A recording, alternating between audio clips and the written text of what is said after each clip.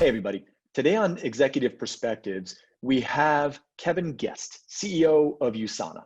Now, when you think of the large direct selling companies, especially the public companies that have really withstood the scrutiny and really stood the test of time, it's a very different quality of leadership that's required to make that kind of stuff happen. And Kevin Guest is just one of those fantastic leaders that I think is going to really inspire you very much with this conversation. We have lots of talk about leadership, about their use of data and analytics and technology, about their unique view that everyone is a customer. Every stakeholder in that business really is a customer one way or another, and how that changes the way they treat people and think and the way they do business. And we also cover his new book, which I think you'll really appreciate as well, and which you can support some really interesting causes by buying. So I hope you'll enjoy our conversation, myself and Kevin Guest, CEO of Usana. As always, thank you for listening.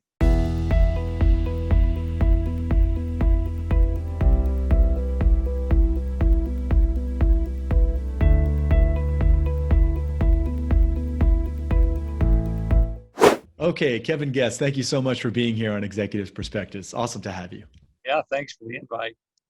We've known each other for several years now, and I've been watching a lot of the progress and unique things that are going on at Usana, and I'm so excited, and I'm sure people are going to get a lot of value out of learning about your leadership and what's going on. So I'm going to just dive right in and start talking about leadership.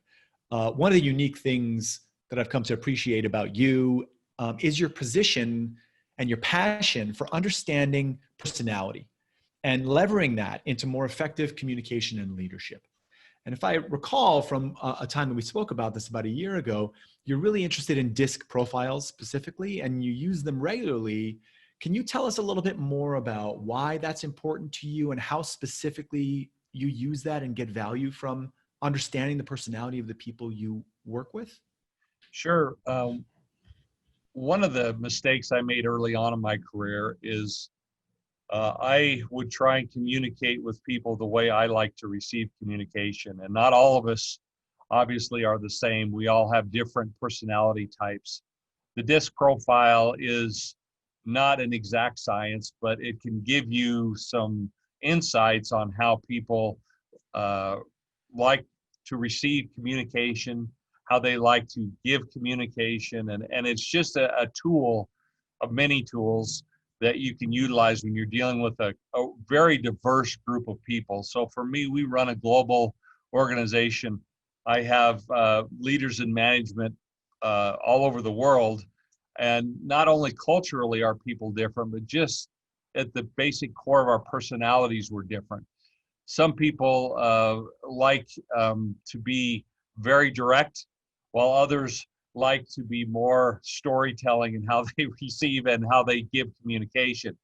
So for me, the way I utilize DISC, well, I use it in several ways. I actually have a poster that's hanging up in my office here that it has an outline of each one of our vice presidents and above, where they fit in the DISC profile. So are they a D, which is the D part of DISC, which means are they very direct? Are they very persuasive? Do they want to be told exactly how it is and not beat around the bush? And so for me, as I studied their profile, what I do prior to a meeting with them, I actually have a book. I know it's old school to have printed documents, but I have a book that has everybody's DISC in it, and I review it prior to meeting with them, and then I will communicate with them the way they best receive communication versus how I like to receive it. And then secondly, I will go through their DISC with them and make sure that I have, as we've communicated, make sure that I have appropriately discussed with them whatever issue we might need to be discussing. Second thing to understand about a DISC profile is they change. So as people's positions change, as their lives change, so do their DISC profiles. So I've noticed over the years that as someone has been promoted in the company and they take on new responsibility, there's two profiles at a DISC profile. One is your basic how you are, meaning at home type of profile. And then the second is the adaptive profile. So people aren't necessarily the same type of personality at work as they are at home. Mm-hmm. And so it's also important to look at those differences and understand why someone would be different in a work environment versus how they are at home and how they're adapting. But also what I do is I track, as the years have gone by with various people, how their profiles have changed. And we have discussions on why they think their DISC profile has changed. So maybe they are a little less in the red D category, and they become more adaptive in the area of being more data-driven in how they're making decisions. And it's a good discussion point and a good understanding point for me as a leader to understand how our groups are evolving. So it's interesting. I'm hearing a lot of really great points in there. One is the sort of the obvious on its face that it just helps you connect with the people that you're connecting with. And if I remember correctly, you do this with field leaders as well, right? Yes.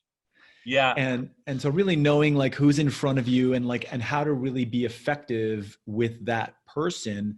But the fact that you mentioned the second part about how it's changing is really interesting, because there's big kind of movement across corporate these days of moving into this kind of this growth mindset, right? Trying to avoid this concept of fixed mindset that things are always the same and things are always going to be as they are. And so this concept that people are always evolving and changing fits into that mindset, and also kind of fits into kind of practicing what we preach in direct selling, which is this, personal development is a huge part of what we do. Yeah. And it's the concept, are we listening to understand, or are we listening to respond? And many times as leaders, you have an agenda, you have something you want to get across, but it's much more effective if we're listening to understand. And if we don't know where someone is coming from and what is their makeup, and we haven't invested that in our people, ourselves, in our people, to listen to understand, so many times we're listening to respond. And that is much less effective, in my opinion, from a leadership perspective. So I'll be vulnerable with you for a moment, and because I feel like a lot of people will probably be feeling this but may not be willing to admit it. So I'll just be the one. That sounds awesome, but there's so many things in our minds that you want to be that way, and I want to be that way, and I work hard to try to develop a lot of these same things that you're talking about, but it's challenging. What's the tip? Where do you start? How do you develop the discipline to actually deliver on something like that again and again and again, and not let your sort of waiting to respondness take over? Well, I think we have to be grounded in the moment. And when you're talking to someone one-on-one, to be present and to be there with the person. And so for me personally, I try and do grounding exercises, because it's so easy for me to be thinking about what's going on in Australia or what's going on in the Philippines, versus sitting there, being present and being in the moment with people when I'm talking to them. And also to remember that, and again, this might be a cliche saying, but every winner was once a beginner. And for me, in my state, I was a beginner at one point, and there is a lot to learn from various people, not only from a demographics perspective, but from where they are in their career perspective. And for us in our business, the majority of our customers are women, and I'm certainly not a woman.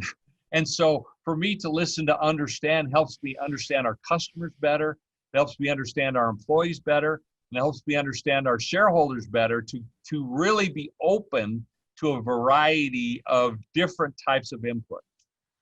So it sounds to me like, in one way you could say it like, if you really are committed to being a world-class leader, then that ability to listen and empathize, you're not going to be able to do it without that. It's just par for the course. Yeah, I think that is so critical, especially in today's world. With all the issues that are going on, I certainly don't know it all. And I have a lot to learn, even from people much lower in level in the organization than me, or from other companies or other organizations. There's a lot for all of us to learn, and especially at the speed of technology and the speed of where business is at right now.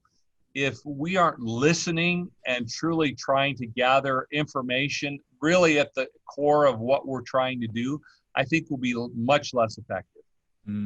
Yeah, that makes sense. And speaking of that, actually, is a perfect segue. That idea of being able to be open to new information, to thinking about things a little bit differently. One of the things that struck me as really interesting and exciting about Usana is you have this concept that everyone, including your representatives, is really a customer. And so can you share a little bit more about this philosophy? Why is it important, and how do you do things differently because you see everyone as a customer? Yeah, I mean, even our shareholders and our board of directors and everyone who has any type of interaction with Usana is a customer. Even those actually who haven't purchased anything, they still have an opinion, and they still direct. So the non-transactional person out there, in our perspective, is also a customer, meaning they have influence. They have some sort of influence out there, and it determines how people deal with Usana.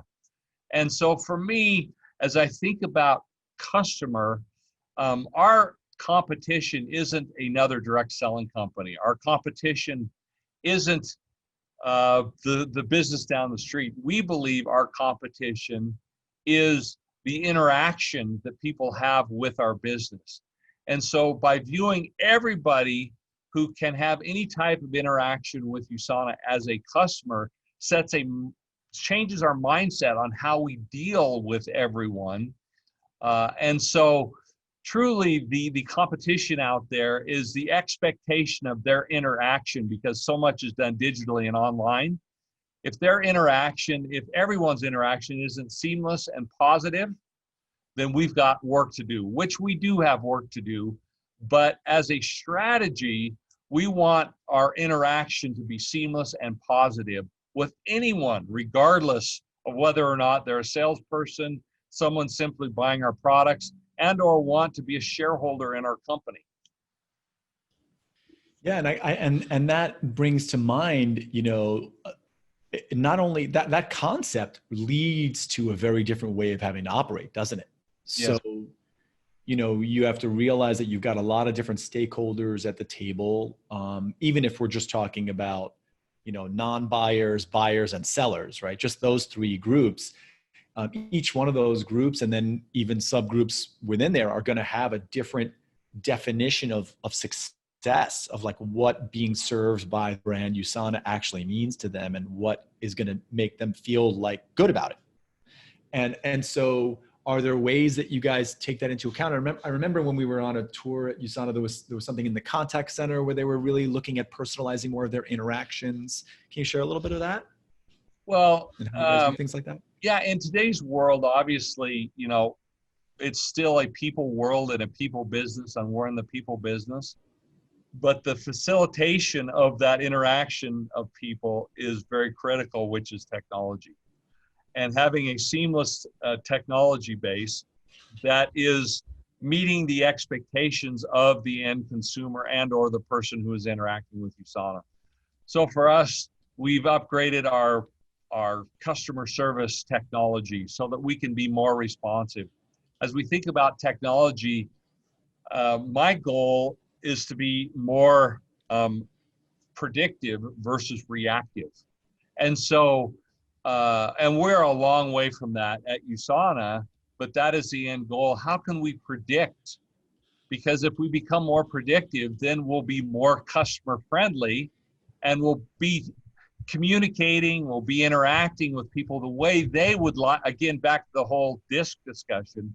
We'll be interacting with people how they want to interact. So for instance, if we interact with a customer who's only concerned about taking health products the same way we interact with a person who's interested in building a home-based business, we're not going to be successful.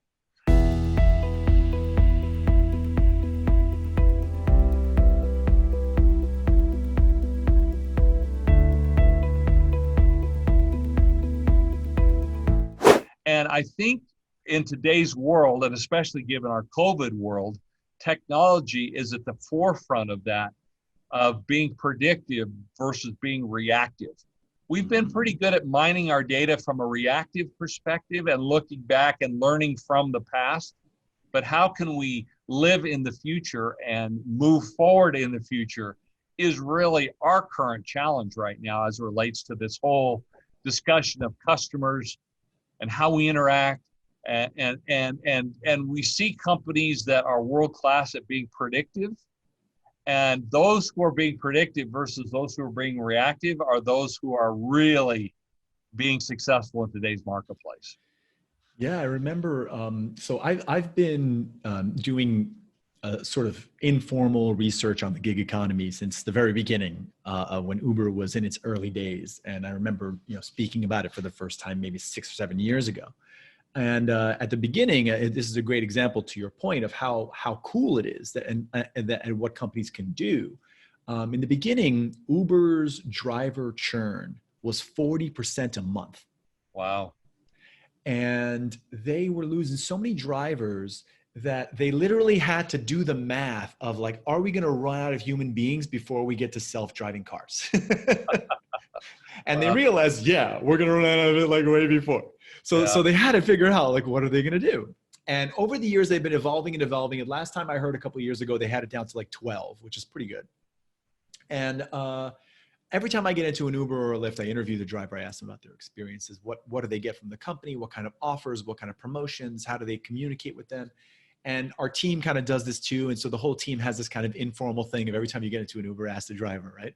Yep. And what we've come up with is we found that depending on what that driver's definition of success is, what that driver really wants to get from Uber. So if that's the person who's like the on-demand person, it's my daughter's birthday next week, I need to make $150, right? So I'm going to drive till I make $150.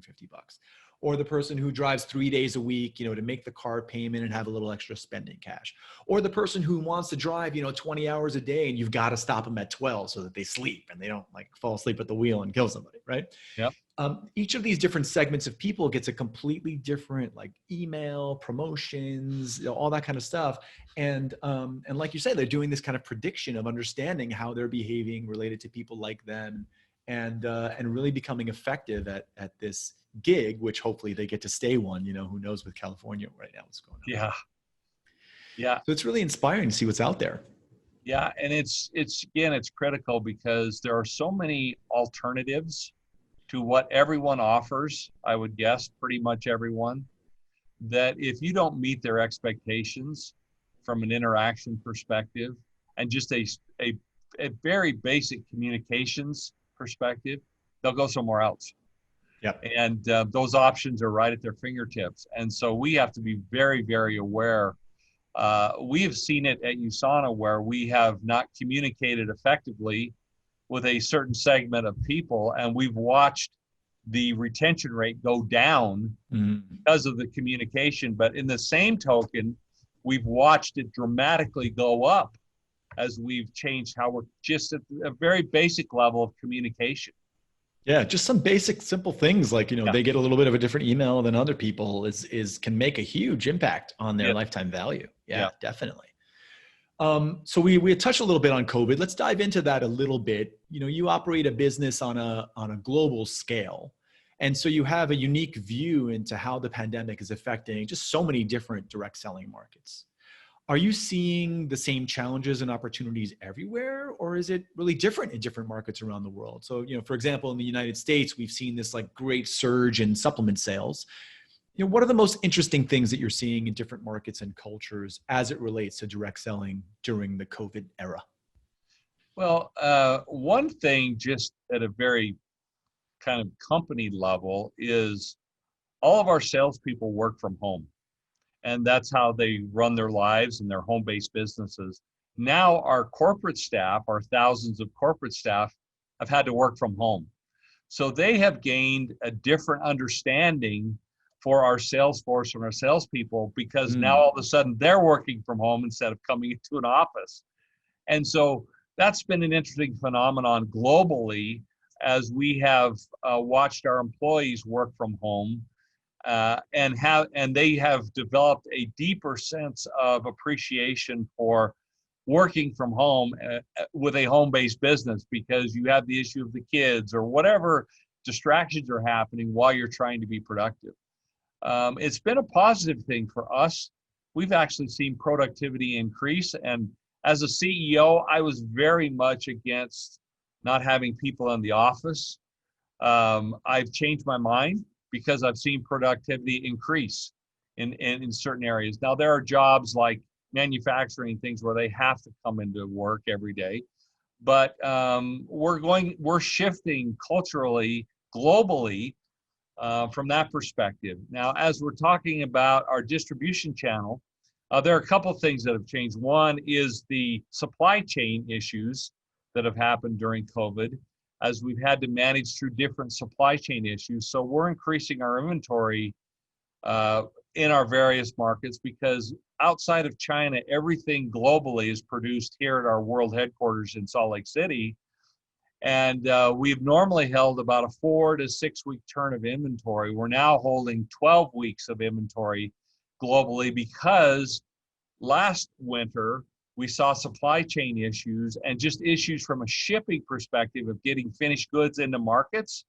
And so that's changed how we're doing things. We're holding more inventory, anticipating this winter to also have similar type challenges and issues. Secondly, in the Philippines, for instance, most of our distribution is done from a will call perspective. So our offices there are jam-packed full of people coming in, presenting the business opportunity, but also picking up their products and everything, because they don't have the just the simple address structure that we have here in the United States, in the Philippines. So they all come to a center and pick up their materials. Well, obviously in the Philippines, all of that shut down. So we had to get creative on how we were going to get products to the end users. And so one thing that I've seen is just the creativity of us having to switch in the Philippines or in other markets from a will call setup to getting products into customers' hands. So we're actually doing similar things to what they're doing here in the United States, where people come at a certain time and their delivery is actually taken out to them instead of them coming into the office. We've had to very closely manage here in the United States, everyone who comes into any part of our facilities here in the any of our facilities have their temperature checked. We have a history taken. We check on their family history if there's anyone sick at home. And we're being very, very careful and diligent about those interactions. But the positive side of it is we've seen an uptick in our immune products and our health products because of the virus. We're being very careful to not make any claims related to connecting those dots. But in China, it's been interesting because we've seen work back to normal quicker than we have seen here in the United States. And it's been interesting. Again, we still are testing temperatures and all those kinds of things, but we have, I think, I can't remember, I think this is right, but about 28 different facilities in China, mainland China. And we're still seeing a change in how they're doing business there as far as large meetings and things, but we've had to change from a convention perspective. We just did our Europe and Americas, which includes Mexico and Canada, major convention, and that was all done virtually. And all of our promotions are done virtually, and our product launches are done virtually. So what was that like? What was that experience like for you and your people? I'm hearing a lot of interesting things about people doing these virtual conventions, and most of the time it's far exceeding their expectations in terms of what it could be. That's the same with us. We've been very, very pleasantly surprised. Where we normally would have everybody come in and we would have maybe, just under 10,000 people come to a convention. We've reached multiples of that virtually.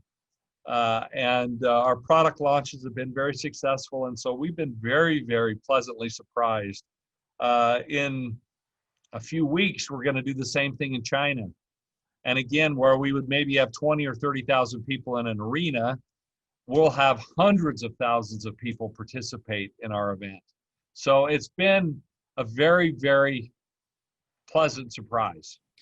And I think that's really great for a lot of people's business too, because since most people, I mean, I don't know your numbers, of course, but with most companies that we see, we've got this massive database. So with most companies that we see in the world, we see that the majority of people that are working the business are either doing it for like a little bit of money, not necessarily to be profitable, but just to kind of make a little bit of extra cash. And the people that are profitable, it's like a little bit, it's usually by like a relatively small margin. So not having to put up the expense of physically going to a convention actually can make a big difference in the profitability of their business over the course of a year. Yeah, absolutely. And because the majority of our people are part-time and or just involved because they want our products, it gives us the ability to reach those kind of people in a different way, which has been very beneficial. So yeah, I'm excited about the future. Well, it sounds like what you've done is if you can attract that many more people, then you're definitely having a message that's attractive to more kinds of people, which is going to have that effect of personalization that we've been talking about. So that's awesome. Yep. Lots of little ways to kind of make that happen that people think of it sometimes as like this big mountain to climb. Yeah. But a lot of times it's just little steps. That's right. That one day you turn around and there you are, Yeah. So you mentioned data and analytics. Usana's made significant investments into gathering and analyzing data to gain better insights.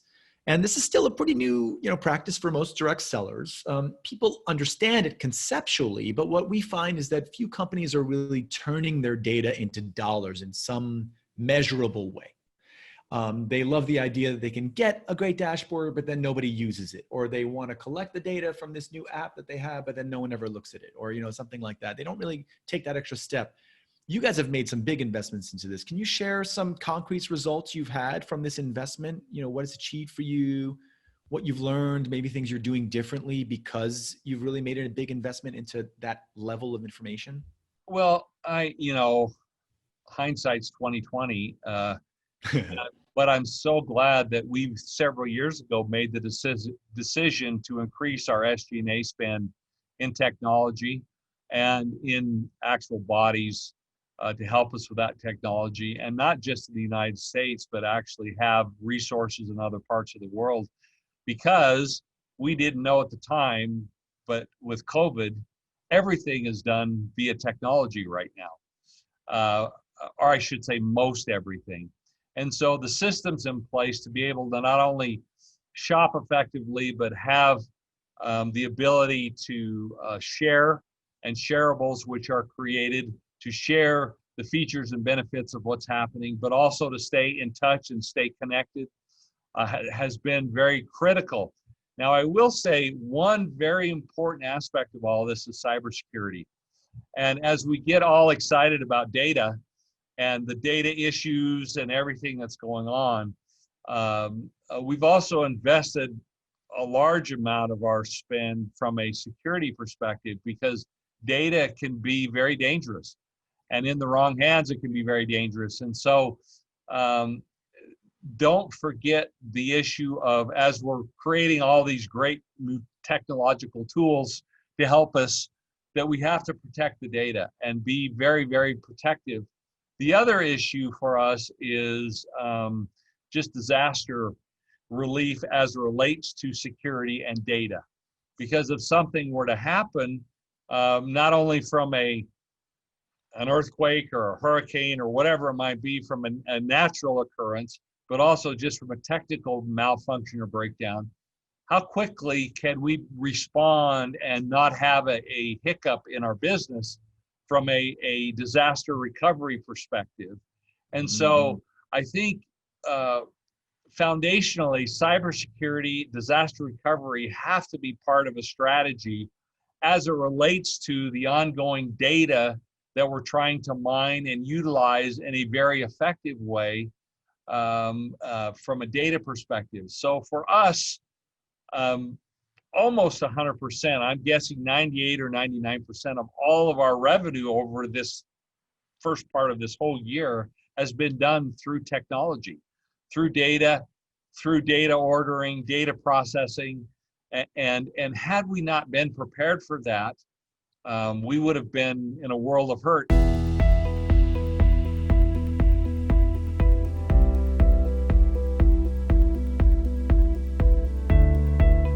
And then put on top of that, processing the commissions that go along with that all of a sudden instant influx because person to person was instantly shut down. And then you put credit card on top of that. And then on top of that, various ways of payments, Alipay, just all the different kinds of payment methods that are out there, Venmo and everything else that's happening. But we, in this discussion, for me, I'd be remiss in your viewers to not address data security.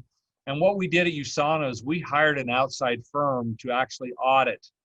And they went in and tried to breach our systems. We still have them under contract. They've audited us. They've come back and found areas. We actually have it part of our reporting to the board of directors from a security perspective, but also a disaster recovery perspective.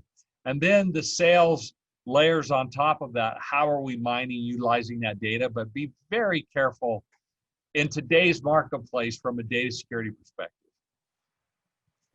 Yeah, definitely. I mean, people have gotta watch that. I mean, Avon was the most recent victim of something like that just recently. We see that over and over. And so in terms of like the analytics side of it, I know you've got a team that, is doing a lot of work to really take that data and turn it into meaningful insights that you can actually do something different with and Yes. and try to turn into something more profitable for the business. Was there any specific projects or anything like that you can share that maybe were particularly surprising to you, that you learned something and you were like, wow, that's great. What an opportunity we just uncovered, or anything like that? Well, yeah, because we're a public company, we don't get into specifics, but I can give general ideas. We did something from a data perspective that we saw made a huge impact on our retention. And in our world, retention is one of our key factors. How are we keeping people engaged and how are we keeping people to stay longer? And so we utilized the mining of the data to tweak the messages that we are talking about, like we said earlier, to improve retention. The most recent one is we ran a promotion, a global promotion, and we utilized the data that we had mined to look at where we had some strengths and where it really resonated for a customer acquisition cost perspective versus areas where we were actually flushing money down the drain. And so that we wouldn't repeat that in future promotions. I think promotional activity is a key area where you can, if you effectively mine the data and look at it from several different data points, and then take those points and then analyze the data from the different points, you'll find areas where promotional activity, where you're spending sometimes millions and millions of dollars, they're not so effective. And with a minor tweak, you can effectively change the outcome and stop the waste that's happening. And so from a promotional perspective, we just finished a global promotion where that happened, where we were able to, and we were surprised. And because geographically, the reaction was different in the United States than it was in Malaysia. And so as we run a global promotion, we could change things from a global basis based on looking at the data. Yeah, that's great that you bring that up. We've actually worked with a couple of customers on that specific problem as well. It's very easy to look at a promotion from a sort of what happened to top line revenue this month, like type of perspective, which can make it very often look far more successful than it really is. And when you kind of look forward a couple of months and look at the long-term, effect of the behavior of the groups that participate in that promotion and things like that. A lot of times we find that companies are losing money on a lot of their promotions without even knowing it. That's one of the things that's always kind of bothered me personally within our industry, and especially is we reward these companies that are like in massive growth, or we reward, all this massive uptick, but it doesn't matter if you make $2 billion, if that $2 billion cost you $2.1 billion to generate. Absolutely right. And so often, we're rewarding and we're focusing on this addiction to growth. But if you read the book, The Road to Irrelevance, the number one thing is the unbridled pursuit of growth, because a lot of growth and many times most of the growth is not profitable growth. And so we look at these companies that are patting themselves on the back saying, oh, we had this double-digit growth and everything, or we did all these acquisitions and we're now a several $100 million company. That's irrelevant. How much money are you really returning to stakeholders at the end of the day, and how healthy is the company really is the question. And so when we're looking at our promotions, for us, it drove a lot of top-line revenue, which is great, but equally, if not more important, is driving that revenue.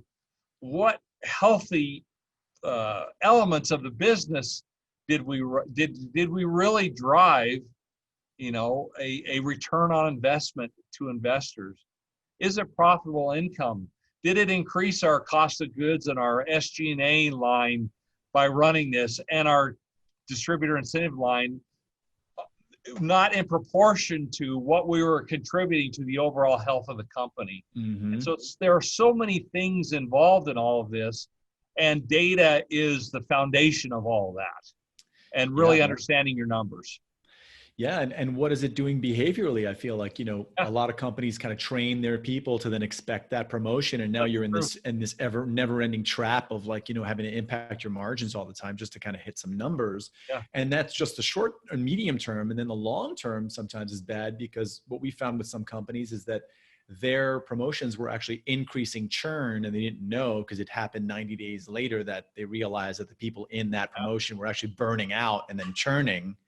And then, as you were saying, all those people are customers, right? And now they're burnt customers out there in the market somewhere. What do they have to say about your brand? And if you're churning those out by the tens of thousands or hundreds of thousands a year, if you're a big company, sooner or later, this negative sentiment about the brand, you're going to have to face that reckoning one day.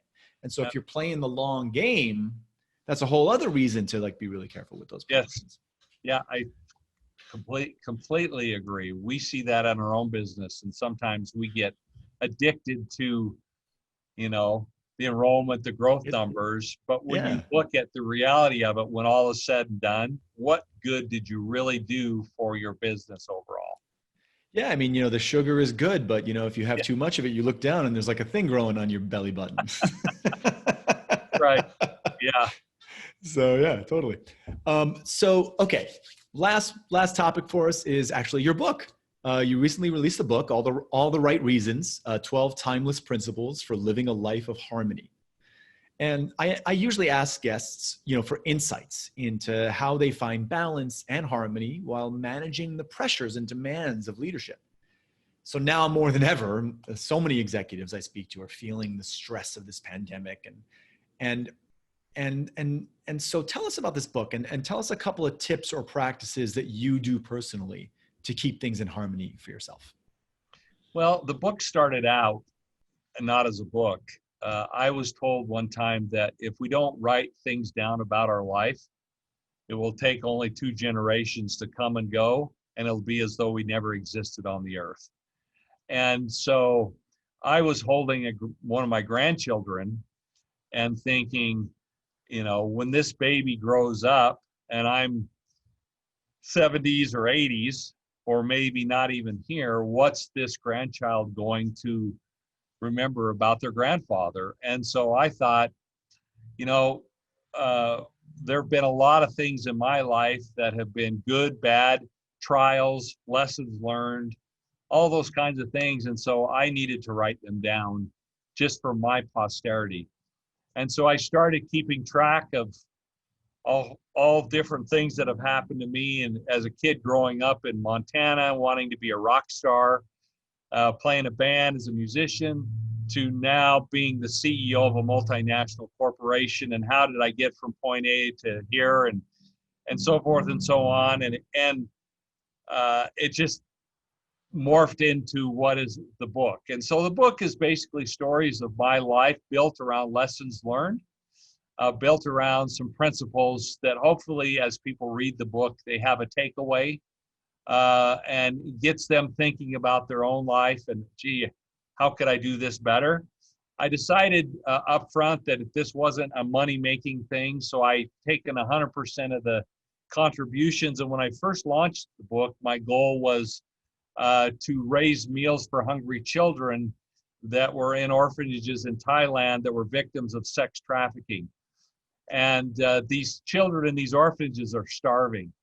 And so my goal was to raise enough money from the book to provide 3 meals a day for 1 year for these 2 orphanages, which was how it all started.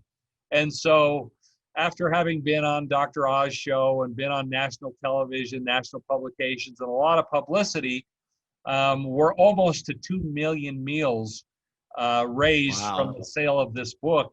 My goal was 1 million, and we're approaching 2 million.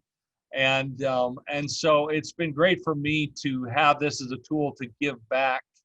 And it's selling through Amazon. So if you're interested, Amazon.com, just Google Kevin Guest and you'll find it. But the principles, again, are just things that I've learned from experiences, but also that I've taken from some great leaders that I idolize and have learned from over the years, and incorporated those principles into everyday life. So one principle that seems to have resonated with everybody is one is called the Dorothy Principle. And the Dorothy Principle comes from this. The professor walked into his class one day and asked his students to take a quiz. And one of the questions on the pop quiz was, what is the name of the lady who cleans our room every day? And none of the students knew her name. And her name was Dorothy. And the moral of the principle is we all come in contact with people every day, some that have a very small impact on our lives and some a large impact, but everyone is important. And Dorothy is important to that classroom because she cleaned their classroom. And the professor told his classmates, the kids in the class, every day you'll come across people that you may not know it, but they are important to you. So connect, learn their names, and that nothing is more important than relationships. And so there's a whole principle based around the Dorothy Principle. That's an example of one of the principles in the book. To answer the second part of your question, what am I doing personally, and especially in this time of pandemic, is self-care. I'm investing in myself. It's kind of like when you're on the plane and they tell you to put the oxygen mask on yourself. You're no good to anybody if you're having problems yourself. And so I take time every day to meditate. It's been hard for me to learn how to do it, and I've actually taken classes on how to meditate. That's because great. My mind is going so crazy. But I meditate every morning and every night, and I take time to truly meditate.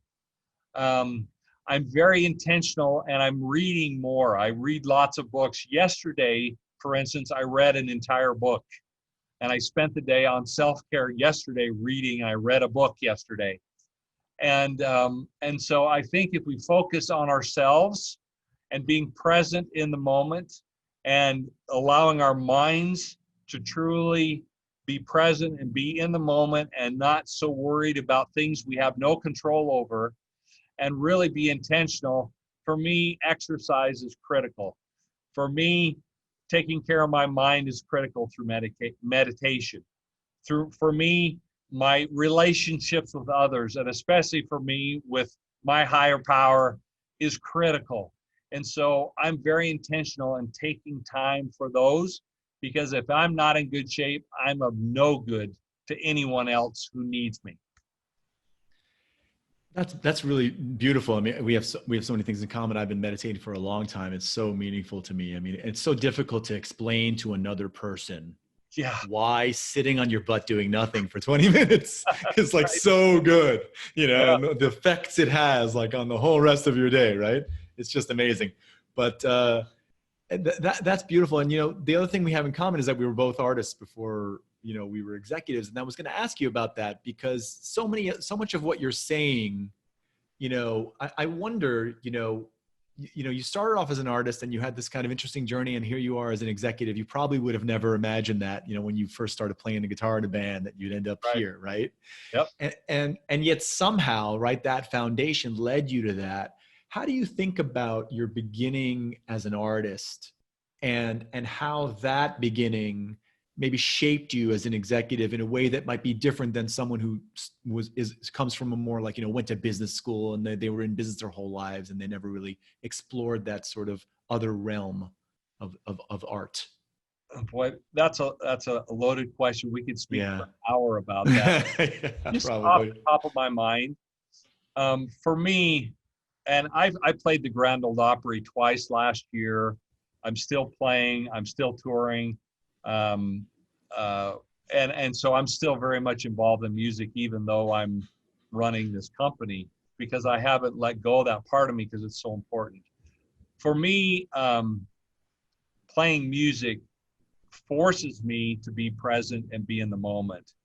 If I'm thinking about other things, there's no way I can play and perform at a level that I need to otherwise. And so it's a way. Some people golf. I play music. And the whole artist side of things is such an important part for me mentally to stay centered and grounded.